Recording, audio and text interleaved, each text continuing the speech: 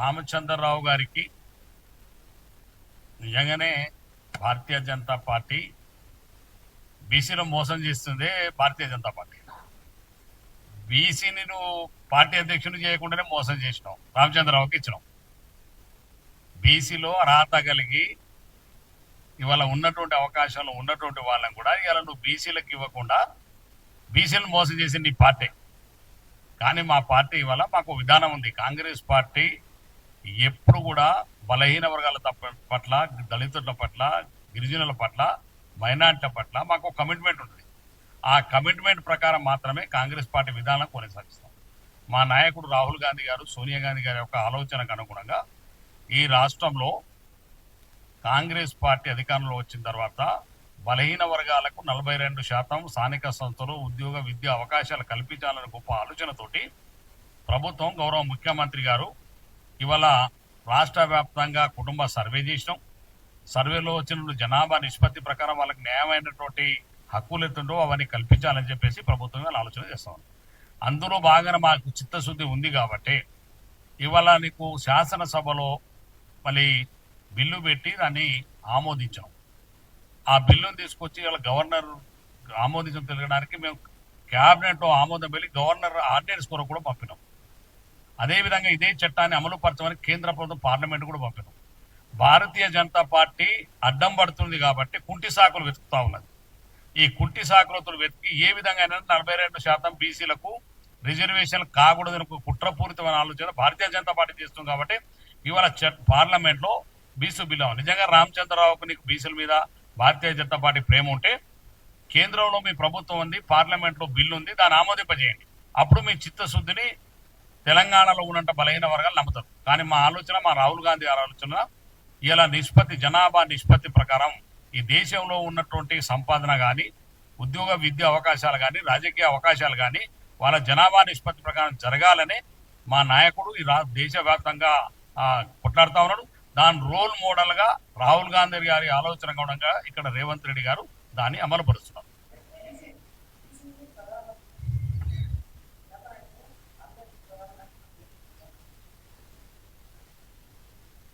Congress party బీసీలకు Congress party ఈ రాష్ట్రంలో భారతీయ జనతా పార్టీ దేశంలో ఉన్నటువంటి ప్రధానమంత్రి సీట్ కంటే ఈ రాష్ట్రంలో బలహీన వర్గాలకు ఎప్పుడు అవకాశం వచ్చినా కాంగ్రెస్ పార్టీ చేసింది. కాంగ్రెస్ పార్టీలో బాలు నాయక్ ఇవాళ గారి మాట్లాడతారు, భారతీయ జనతా పార్టీలో మాట్లాడలేదు. ఏఐసిసి అధ్యక్షుడు ఒక దళిత బిడ్డ ఏం చేసింది ఇవాళ కాంగ్రెస్ పార్టీ. కాబట్టి కాంగ్రెస్ పార్టీ మన్మోహన్ సింగ్ గారు ఎవరు కానీ చెందినటువంటి మన్మోహన్ సింగ్ గారు ఇలా మన్మోహన్ సింగ్ ని ప్రధానమంత్రి వారికి అవకాశం ఉన్నా, సోనియా గాంధీ గారికి, రాహుల్ గాంధీ గారికి అవకాశం ఉన్నా వారి వల్ల మన్మోహన్ సింగ్ మేధావిని ఈ భారతదేశాన్ని ఇలా అత్యున్నత స్థానంలో ఉండడానికి కారకుడు మన్మోహన్ సింగ్ గారిని ప్రధానమంత్రి చేసింది కాంగ్రెస్ పార్టీ, సోనియా గాంధీ గారి నాయకత్వం. కాబట్టి మాకు భారతీయ జనతా పార్టీ లాగా మీలాగా స్వార్థమైన కుట్రపూరితం, ద్వేషపూరితం ఆలోచన నిజంగానే బీసీ బిడ్డ అని చిత్తశుద్ధి ఉంటే నరేంద్ర మోడీకి ఇవాళ నువ్వు బీసీ బిల్లుని ఆమోదింపజేయమని కోరుతా ఉన్నావు. మేమేం కోరుతున్నాం, నిజంగానే నువ్వు బీసీ బిడ్డవే మేము ఒప్పుకుంటున్నాం. కానీ ఇప్పుడు మేము పంపినటువంటి పార్లమెంట్ లో ఏదైతే బిల్లు ఉందో బీసీ 42% బిల్లు, దాన్ని ఆమోదిస్తే నేను బీసీ బిడ్డగా మేము కూడా గౌరవిస్తాం. అది కేవలం భారతీయ జనతా పార్టీ కుట్రలో భాగమే. ఎట్టి పరిస్థితుల్లో 42% బలహీన వర్గాలకు రిజర్వేషన్లు అవకాశం వస్తే ఈ దేశంలో ఉన్నటువంటి అగ్రవర్ణాలు కావచ్చు, లేకపోతే ఉన్నతమైనటువంటి వర్గాలు కావచ్చు, ఇవన్నీ కూడా రాజకీయానికి దూరం అయిన తర్వాత కుట్రపూరితమైన ఆలోచనతోటి కాంగ్రెస్ పార్టీ భవిష్యత్తును దృష్టిలో పెట్టి వాళ్ళు కుట్ర చేస్తున్నారు తప్ప ఇంకో ఆలోచన కాదు.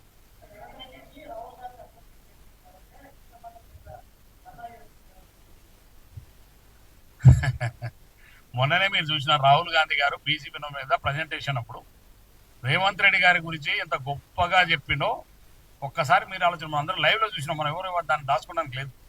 రాహుల్ గాంధీ గారు రేవంత్ రెడ్డి గారికి వెన్ను తట్టి ఈ తెలంగాణ రోల్ మోడల్, భారతదేశాన్ని మొత్తానికి మన రోల్ మోడల్ తెలంగాణ చేసింది రేవంత్ రెడ్డి గారు అని చెప్పి ఒక ఉన్నతమైనటువంటి వర్గంలో ఉండి కూడా బలహీన వర్గాలకు ఈ చట్టాన్ని తీసుకునేంత ప్రయత్నం చేయడం, వారి యొక్క విధానాన్ని కొనసాగించాలని చెప్పేసి గొప్పగా మరి రాహుల్ గాంధీ కితాబీ ఇచ్చినారు. మరి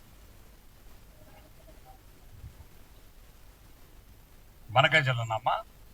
ఇవాళ గోదావరి కృష్ణా జలాలు, గోదావరి జలాలకి ఇవాళ బనకచర్ల మొదలుపెట్టింది టీఆర్ఎస్ ప్రభుత్వం అధికారంలో ఉన్నప్పుడు.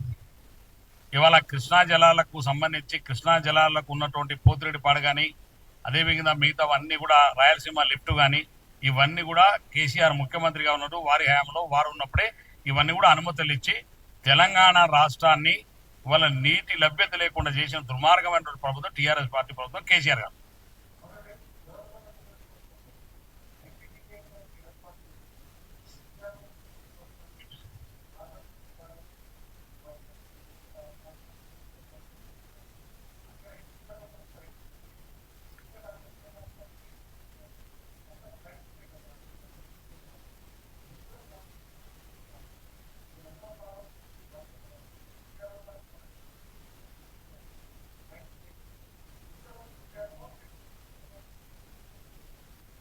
మైదాన ప్రాంత ఐటీడీఏని ఏర్పాటు చేయాలి.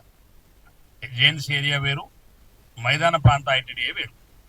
మేము ఏజెన్సీ ఏరియాలో లేవు, మేము మైదాన ప్రాంత ఐటీ దాంట్లో ఉన్నాం. మైదానమైన గిరిజనుల్లో మేము మైదాన ప్రాంతమైనటువంటి ఐటీడీని ఏర్పాటు చేయాలని చెప్పేసి కాంగ్రెస్ పార్టీ మేనిఫెస్టోలో పెట్టిన మా విధానంలో ఉంది. ముఖ్యమంత్రి గారు ఆ రోజు ఖర్గే గారి చేతుల మీదుగా ఆ రోజు మేము చెవేళ్ళలో చెప్పిన సభలో చెప్పినాం. ఎక్కడెక్కడ ఏర్పాటు చేయాలని చెప్పేసి ముఖ్యమంత్రి గారు ఆలోచన చేస్తున్నారు. తప్పకుండా మైదాన ప్రాంత ఐటీడీ ఏర్పాటు చేయాలని ప్రభుత్వం ఆలోచనలో ఉంది. అది తప్పకుండా దేవరకొండలో ఏర్పాటు చేస్తారని మేము విశ్వసిస్తున్నాం. ఎందుకంటే మైదాన ప్రాంతంలో ఎక్కువ గిరిజనులు ఉన్నటువంటి ప్రాంతం దేవరకొండ ప్రాంతం. కాబట్టి దేవరకొండతో పాటుగా మిగతా 5-6 దగ్గర ఈ మైదాన ప్రాంత ఐటీడీని ఏర్పాటు చేయాలని గౌరవ ముఖ్యమంత్రి కాంగ్రెస్ పార్టీ ప్రభుత్వం ఆలోచనలో ఉంది. తప్పకుండా ఏర్పాటు చేసే ప్రయత్నంలో ఉన్నాం. ఎలా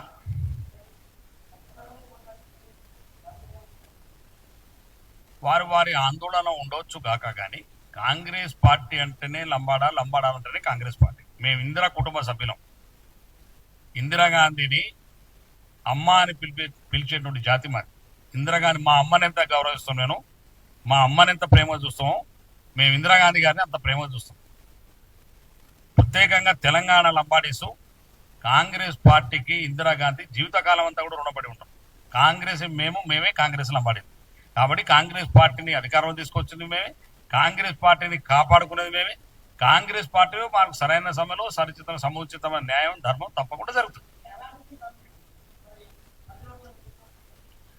మంత్రివర్గం అనేది కాంగ్రెస్ అధిష్టాన నిర్ణయం, తర్వాత గౌరవ ముఖ్యమంత్రి ఆలోచనకు అనుగుణంగా ఇవన్నీ కూడా జరుగుతూ ఉంటాయి. ఒక్కొక్క సందర్భంలో ఒక పరిస్థితులను బట్టి క్యాబినెట్ లో తీసుకుంటూ ఉంటాం. కాబట్టి తప్పకుండా లంబాడీలకు అన్యాయం జరిగిందని ఎప్పుడు ఊహించుకుంటాం మనం. లంబాడీకి న్యాయం జరుగుతుందని మేము ఊహిస్తాం.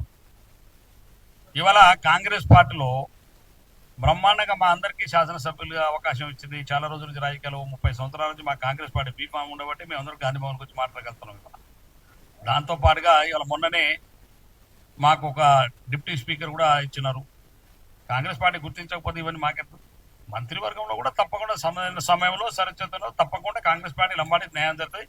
కాబట్టి వాళ్ళకి కొంత ఆందోళన ఉండవచ్చు కాక కానీ మాకు మాత్రం పూర్తి విశ్వాసం ఉంది మా ముఖ్యమంత్రి గారి పట్ల, మా రాహుల్ గారి, సోనియా గారు, మా పీసీ అధ్యక్షుడు మా మీనాక్షి నటరాజు గారు కాంగ్రెస్ పార్టీని లంబాడీస్కు విడదీయాలని కొన్ని వర్గాలు లేకపోతే కొన్ని పార్టీలు కుట్ర చేస్తున్నాయి. కానీ కాంగ్రెస్ మేమే కాంగ్రెస్. కాబట్టి కాంగ్రెస్ మమ్మల్ని ఎవరు దూరం చేయలేదు.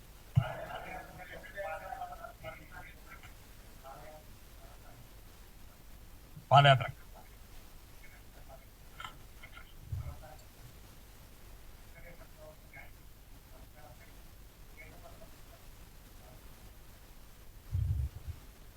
పాపం రామచంద్రరావుకు ఏం మాట్లాడుతుండో ఏం చేస్తుండో నాకే అర్థం కావట్లేదు. ఎందుకంటే వారు భారతీయ జనతా పార్టీ అధ్యక్షుడు అయిన తర్వాత మీడియాలో రోజువారీగా అందరికంటే ముందెట్లా కనబడాలనే ఆలోచన ఉన్న తప్ప ఆ విధానం పట్ల కానీ లేకపోతే నువ్వు మాట్లాడే సబ్జెక్టుల పైన పూర్తిగా ఆయన మంచి వక్త, మేధావి అనుకుంటాను నేను, కానీ ఇట్లా మాట్లాడతానని అనుకోవట్లేదు. ప్రజాహిత కార్యక్రమం ఇవాళ పిసిసి అధ్యక్షులు గారు మీనాక్షి నటరాజన్ గారు మా ప్రభుత్వం చేపడుతున్నటువంటి సంక్షేమ కార్యక్రమాలు అట్టడుగున స్థాయిలో ఏ విధంగా అమలు జరుగుతున్నాయి, ఇంకా అవి పటిష్టంగా అమలు జరగడానికి ఏ విధానం పాటిస్తే బాగుంటుందని చెప్పి ఆలోచనతో ప్రజల వద్దకు వెళుతున్నాం.